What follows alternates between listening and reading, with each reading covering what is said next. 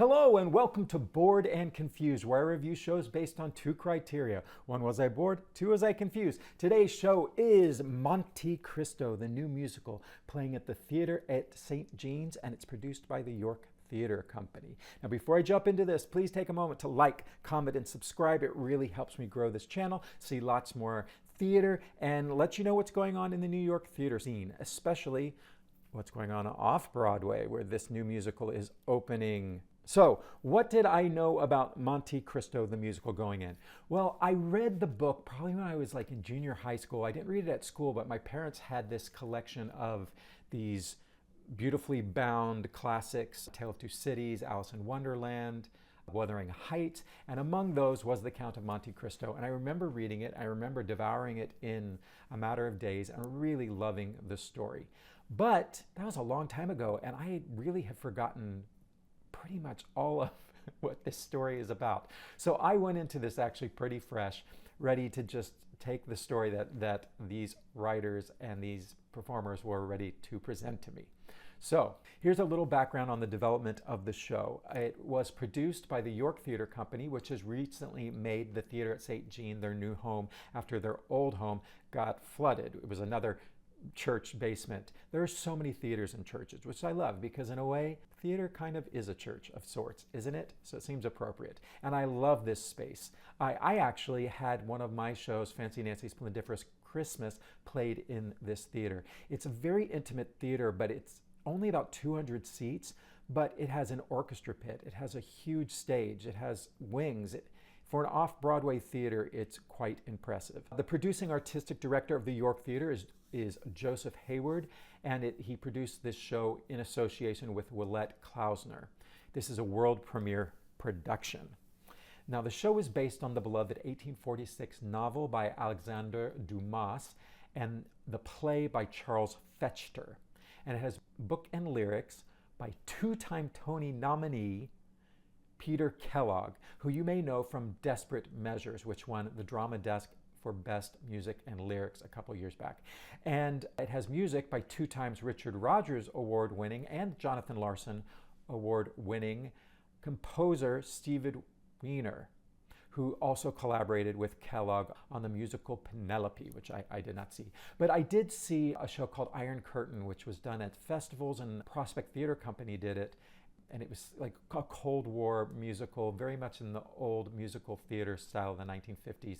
And I thought it was really funny and really well done. This show was developed at the York's New to New York series, and it had a concert reading in the fall of 2024. And this spring marks its world premiere production, and it's directed by Peter Flynn, and it runs till April 5th. So what is this story about? Well, it is set at the end of the Napoleonic period, roughly between 1815 and 1819, and it follows a young sailor named Edmond Dantes who returns home to Marseille in France, ready to marry the love of his life, the beautiful Mercedes. But on the day of their wedding, he gets framed and thrown in prison. He's betrayed by three men: Mercedes' cousin Fernand, who wants Mercedes for himself, and his shipmate Danglars, who's jealous of Edmond's promotion. And then rounding out that trio is Villefort, a prosecutor whose own family secrets are threatened by a letter that Edmond is unknowingly carrying. So Edmond gets locked away in this island prison, and he stays there for roughly 18 years. While he's imprisoned, he befriends the Abbé Faria, Abbé, which is abbot, a religious dude, who's also a prisoner, and the Abbé becomes Dante's mentor and teacher. On his deathbed, Faria reveals the location of a magnificent treasure that's hidden on the island of Monte Cristo. So Edmond escapes the prison, finds the treasure, and returns to Paris society as the self-proclaimed Count of Monte Cristo. And he has one goal: revenge on these three men who framed him. What really makes this story compelling is that it's not a typical tale of revenge where he seeks revenge and it ends up destroying himself. In this story, Edmond actually realizes where his path is taking him, and he pulls back before it's too late. which is good for a musical because it gives us a happier ending. Although Sweeney Todd works great and it ends with, the revenge leading to hell. Peter Kellogg did a really great job of streamlining this story. He took out a lot of characters. He took out, this is roughly a 1,200 page novel. And so there is a lot of details and characters and backstories, and it's a complicated novel. He also wrote Three Musketeers and The Man in the Iron Mask, so it's in that genre. But I think Kellogg did a great job of really narrowing this down. This show is performed with just 10 actors playing, there's maybe 12 main characters, but each of these actors also plays like an ensemble role, and they play one or two primary roles. There is a lot to love in this show. First of all, the set design by Anne Mundell is really well done. It's very inventive because, this space may have wing space, but it doesn't have fly space. So she's created this singular set, but she uses these projections and these windows on these curtains. Set pieces come in and out. I was really impressed by what they were able to accomplish in this very small off-Broadway space. Also, the costume design was beautiful. It was designed by Sienna Zoe Allen and Amanda Roberg. This theater has orchestra pit, which is so unusual for an off-Broadway theater, and this show uses a band of about 7, which sound great. Also, the sound design was fantastic. I understood every word. This is such an intimate theater. I really love this space. It's a great space to see plays and musicals. Okay, let's talk about the performers. This cast is stacked. You've got the beautiful and talented Sierra Boggess playing Mercedes, who was the original Little Mermaid. And then as Dante's, we've got Adam Jacobs, who was the original Aladdin. We've got all our Disney friends here. We've got Norm Lewis, who was also in The Little Mermaid, but is probably better known for Porgy and Bess and Les Miserables. He plays Villefort, and he is great. Also rounding this out is Karen Ziemba, who plays Caderousse's wife. And Caderousse, I got to give a shout out, played by Danny Rutigliano. He plays Caderousse, and he also plays the Abbe Ferrigno. Forget his name, the Abbe Faria. And he's really a great comedic actor, and he's great in both of those roles. I have to say, across the board, this show is just sung beautifully. And the music really gives them a lot of opportunity to really show off their power of their voices. I feel like Stephen Weiner really does best with more traditional musical theater. This show kind of runs the gamut. It has some more contemporary pop. I don't want to, not contemporary pop, but contemporary music theater pop, which is different. Something like the Les Mis style of writing. It's got some of that in it, but then it also has songs that are very much in a traditional musical theater style. And I think that's where Stephen Weiner really excels. There was one song in the second act which stuck out to me. It was called You Have the Wrong Man. I appreciated it because it had more of a classic structure. It gave me the hook of the song right at the beginning. It was a strong hook. It later turns into You Have the Right Man. I thought it was a nice comedic song, and it just was a really solid, funny song that also moved the plot forward. So let's get into some of my negatives, more my criticisms of the show. I think my biggest criticism with the show is that there is a tonal inconsistency to it, not only within the show, but the expectation going into seeing a show written by a French writer in the 1800s, we're expecting a kind of Les Mis style show, right? Very dramatic. And the tone of this show is very light musical comedy, which was surprising. And then it gets a little problematic as we move into the second act, because this show veers into melodrama sometimes, and the stakes are very high. You've got murder, you've got intrigue, you've got revenge, and then you've also got this soaring love song story, but then you've also got this light musical theater comedy. And the tone of the show kind of veered around, both musically and in the book as well. And that was a struggle for me. But remember, this is a world premiere, and they'll have chances as the show progresses to hopefully hone the tone of the show. Hone the tone. I should also note that they've made some very strong choices that go away from the novel. And I think for the most part they work, considering that we're going into more of a musical comedy. People who really know the book well and are really traditionalists and of the story, they may not like some of these changes because there are some very broad changes. Specifically, the character of Carus has been significantly changed. They've added a wife for him, which I'm not really aware of in the book, giving us kind of a Thénardier feel with those two characters. And they've also altered, I don't want to give away spoilers, but they've altered the trajectory of the love story and the familial relationships of Edmond Dante. Is that cryptic enough? I don't want to spoil anything so that when you see the show and if you know the book, you'll be like, oh, they changed that, and it's a surprise. And that surprises are nice, right? Okay. I also I struggled with not only the tonal difference in the songwriting, but I also felt that some of the structure of the song as it went from verse to chorus, musically, the rhythm and the melodies of the verses were very similar to the rhythm and the melodies of the choruses in the songs. For those, if you think of a pop song, usually you do have a verse and then a chorus, and the chorus has the hook or the main idea of the song. That's usually the title of the song, is usually in the chorus.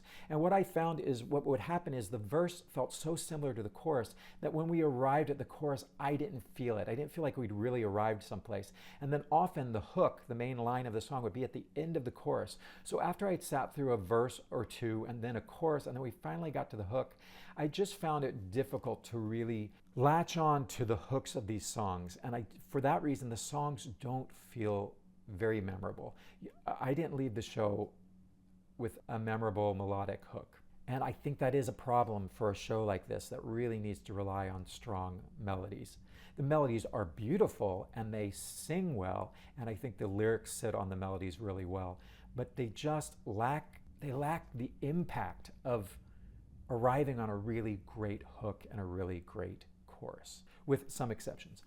Speaking of how great these singers sound, Norm Lewis has a song in the second act called A Great and Noble Man. And Norm Lewis, this used like his lower bass baritone range and then also soared up to some higher places. He sounded great on this song. And you know, the thing about these songs, although they are not super memorable, everyone sounds great singing them. So hats off to the composer for writing very singable music. There is a tonal misfire for me in one song which comes on early on in the first act. It's called One Small Thing, and I think it's reprised in the second act. This is a song for the three conspirators who are setting up this letter that's going to send Dante to prison. And in music theater, the lyrics can lie. Whereas they're saying it's one small thing, it's not a big deal what we're doing. But the truth of the matter is, it is a big deal. They're destroying a man's life. But the music for this song, it's contemporary, and it's like really energetic and upbeat. And if I just heard the music, I would be like, oh, this is a dance number and it's happy and upbeat. But they're singing about something very dark and terrible, and they're doing something very terrible. So, and finally, one spoiler alert, it's minor, I don't think it's really a spoiler, but two separate characters die in the exact same way in this show. And one of those deaths is not in the book. So I just felt like it really made, the second death is the more important one. And so I thought having someone else die in exact the same way just really made the second death lose all of its power, its emotional power. So, was I bored? Was I confused? Was I bored? Not at all. This is a good story. If you want to get the story of the Count of Monte Cristo in 2.5 hours, this is a great way to get it because it's really been narrowed down to, it's very accessible, and the performances are great, the singing is great. The whole thing is so well done, so lovingly done that I really was enjoying myself. Was I confused? Some of confusions I have is there's a lot of details in the show about how Edmund gets framed, and the details of that I did not really follow. It doesn't really matter because I knew who the good guy was and I knew who the bad guys were, but I really, they tried to show us in scenes how it all happened. I didn't get it. I was confused by it. And my biggest confusion was actually an emotional confusion that happens in the second act. Mercedes and Dante, Edmond Dante, are reunited, and she sings a song where she says, I have to say goodbye. but I didn't follow the reasoning, and the song didn't really explain it to me, but it kept ending with this hook about I have to say goodbye. And I was just confused emotionally by that because they seem to still be very much in love. Now, I should say in the book, I feel that Edmund's character is more corrupted by his seeking vengeance than it is in the musical, because the musical is lighter. And so in the book, when Mercedes realizes that they've both changed, it made more sense to me. But in the musical, when she sang that song, it didn't make sense to me. I didn't understand why they couldn't be together. And I'm not going to tell you whether they end up together or not. You have to go see Monte Cristo the musical and find out. All right, so let me wrap that up. Where does this leave us? Monte Cristo is a show that has a lot going for it. It's got incredible production values, a powerhouse cast. It's a genuinely great story. Though the challenges are real, the score doesn't always land and the tone is inconsistent and the ending is a bit muddled. This is a world premiere, so I'm hoping that as it continues to develop, that they can work out some of those kinks. The York Theatre has a great track record of developing new work, and I think there is something worth continuing to shape here. So, why should you go? A few reasons. If you love the story of the Count of Monte Cristo, or if you don't know it and you want to learn about it, this is a solid, accessible way to experience it, and a lot faster than the 1,200 pages. If you want to hear Sierra Boggess, Adam Jacobs, and Norm Lewis, and Karen Ziemba sing in this 200-seat theater, as well as these other actors who are all fantastic, it is worth the price of admission just to hear these great singer-actors. These are voices that I absolutely love. And if you appreciate a beautiful set design on a small off-Broadway theater, it's really impressive what they have accomplished here. So go for the cast, go for the story, go for the costumes and the set. Just be prepared for a show that is still finding its footing. All right, how did I get tickets? Well, I was lucky enough to get press tickets to this. Thank you to the York Theatre for that. I sat in row G on the end, but this is a small theater. You get a seat anywhere in this theater and you'll have a great view of these wonderful actors. The tickets are going for about $30 to $85, but I imagine once the show opens, it will also probably have availability on TDF and Today Tix. So keep an eye out for that. It runs through April 5th at the theater at St. Jean's on 150 East 76th Street on the Upper East Side. And I believe the York Theatre has their own discount tickets that you can get by going to yorktheatre.org. All right, so go check out Monte Cristo. Let me know below if you agreed with me on my thoughts, if you disagreed. I love hearing all your thoughts. Check out this new musical, and yeah, I want to hear about it. So thanks for watching, and I'll see you at the next one. Bye. For me, don't confuse me. If you do, then you lose me. Don't wanna drift away, wanna stay inside